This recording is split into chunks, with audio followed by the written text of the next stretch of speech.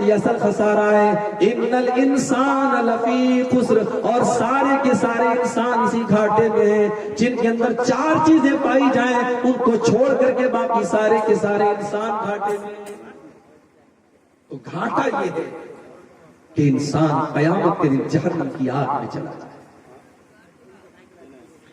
میرے پیارے ساتھیوں،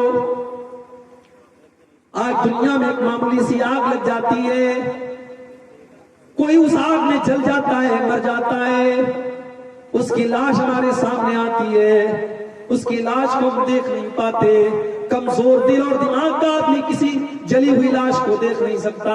بہت سی عورتیں تو دیکھ کر کے الٹی کر دیتی ہیں.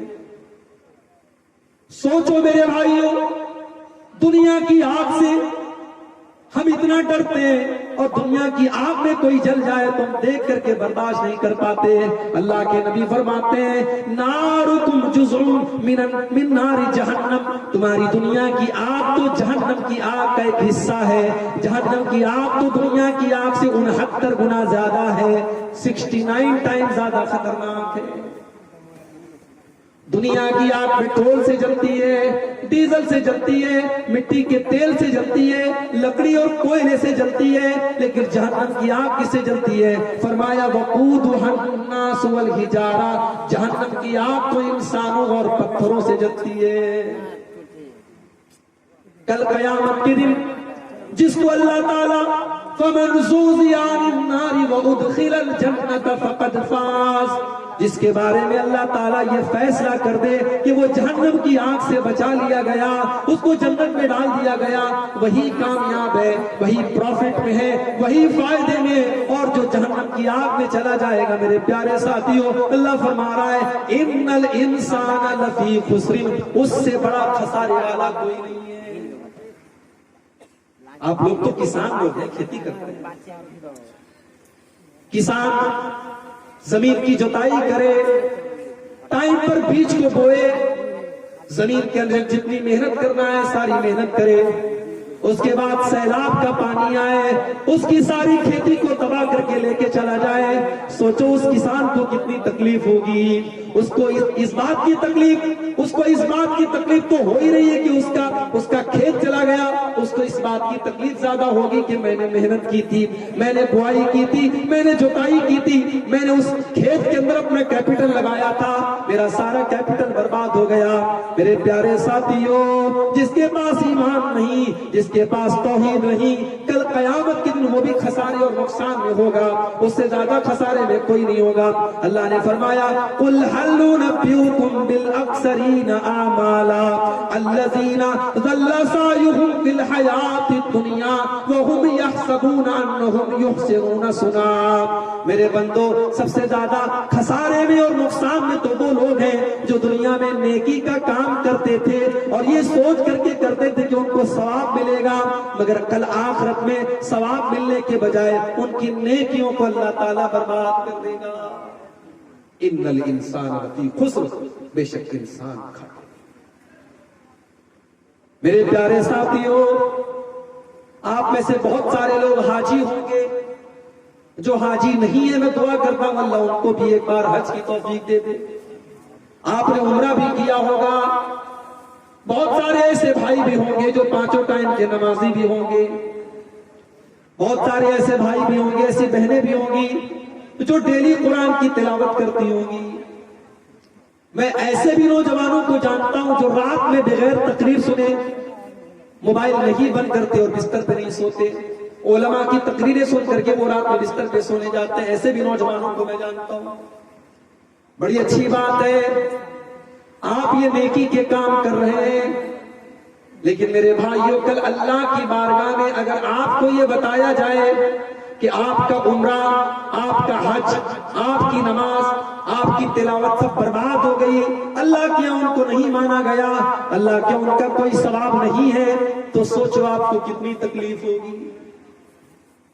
آئیے ایک حدیث پڑھ کے سناتا ہوں.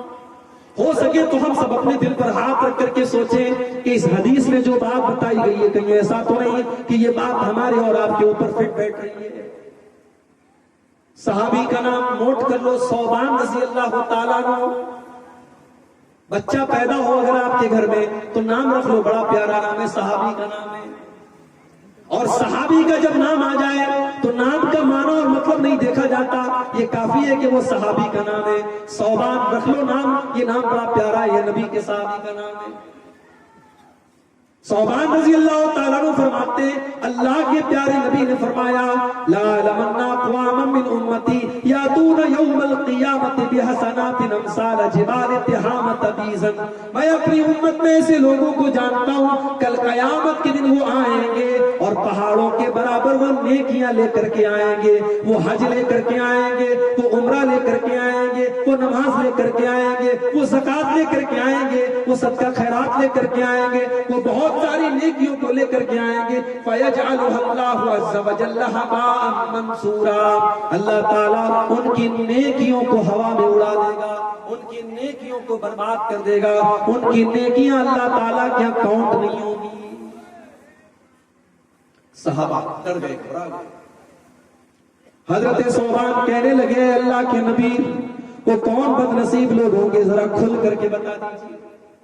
اے اللہ کے نبی صرف ہم لنا وجلہم لنا، اے اللہ کے نبی ذرا کلیئر بتا دیجئے وہ کون بد نصیب لوگ ہوں گے جو نیکیوں کا پہاڑ لے کر کے آئیں گے مگر ان کی نیکیوں کو اللہ تعالیٰ کے اکاؤنٹ نہیں کیا جائے گا. اللہ کے پیارے نبی فرماتے ہیں اے صوبان وہ تمہارے بھائی ہوں گے، وہ تمہاری ہی نسل سے ہوں گے، وہ مسلمان ہوں گے، وہ تمہارے بیچ میں رہنے والے لوگ ہوں گے. جیسے تم نماز پڑھتے ہو وہ بھی نماز پڑھیں گے، تم روزہ رکھتے ہو وہ بھی روزہ رکھیں گے، تم صدقہ کرتے ہو وہ بھی صدقہ کریں گے، تم رات میں نماز پڑھتے ہو وہ بھی رات میں نماز پڑھیں گے.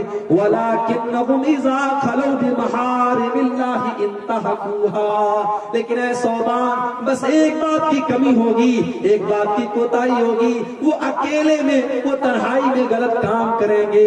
جب وہ اکیلے میں ہوں گے، وہ بند کمرے میں ہوں گے اور کوئی دیکھنے والا نہیں ہوگا تو وہ اکیلے میں اور تنہائی میں بہت سارے غلط کام کریں گے. آپ یقین کیجیے آج علماء کے موبائل بھی سیف نہیں ہے. آج میں نے 50-60 سال کے بزرگوں کا موبائل چیک کیا، اس میں مجھے ایسی چیزیں ملی کہ اللہ دیکھ کر کے شرم آئی.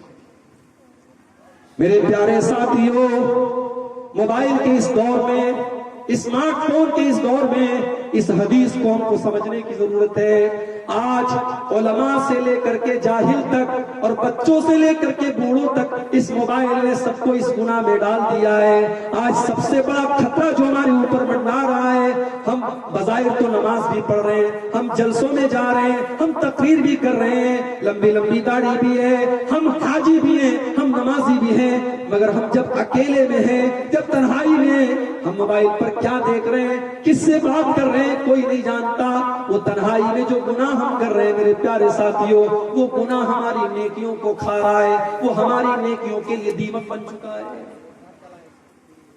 ان الانسان لفی خسر. انسان اس سے بڑھ کر کے خسارے میں کیا ہوگا کہ اس کی نیکیاں اللہ کے برباد ہو جائیں. ہمارے کتنے نوجوان بھائی ہیں رات کو بستر پہ جب وہ سوتے ہیں تو کانوں میں ہیڈ فون لگا کر کے سوتے ہیں، گانا سن کر کے وہ سوتے ہیں اور اسی حال میں ان کو نیند آ جاتی ہے اور بڑے فخر سے کہتے ہیں میں جب میوزک سنتا ہوں تو میرے دل کو سکون ملتا ہے، جب میں اپنے فیورٹ سنگر کا گانا سنتا ہوں تو میرے دل کو سکون ملتا ہے. میرے پیارے بھائی اسی گانا کو سنتے ہوئے اگر تجھے موت آ گئی بستر پہ سونے کے جانے کے ٹائم، اللہ کے نبی نے جو دعا ہم کو سکھائی ہے اس دعا میں ہم کیا کہتے ہیں؟ اللہم بسمک اموت و احیا. اے اللہ میں تیرے ہی نام سے مرتا ہوں اور تیرے ہی نام سے جیتا ہوں. اس لیے کہ جو نیند ہوتی ہے وہ بھی ایک طریقے کی موت ہوتی ہے. نیند میں بھی اللہ تعالی ہماری روح کو قبض کرتا ہے اور جب ہم سو کر کے اٹھتے ہیں تو اللہ ہماری روح کو واپس ڈال دیتا ہے. اسی لیے جب آدمی نیند میں ہوتا ہے تو ہوش و حواس میں نہیں.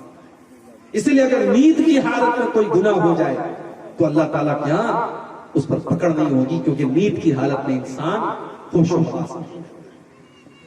میرے پیارے ساتھیوں، آپ گانا سنتے ہوئے سو گئے، اسی حال میں آپ کو موت آ گئی۔ سوچو میرے بھائیوں، کل اللہ کی بارگاہ میں جب آپ اٹھیں گے، قیامت کا دن ہوگا، اللہ کے نبی فرماتے ہیں کل عبد یبعث علی ما مات علیہ، ہر بندہ اس حال میں قیامت کے دن اٹھے گا جس حال میں اس کو موت آئی ہوگی۔ جو گانا سن کر کے سویا تھا، اسی حال میں اگر وہ سویا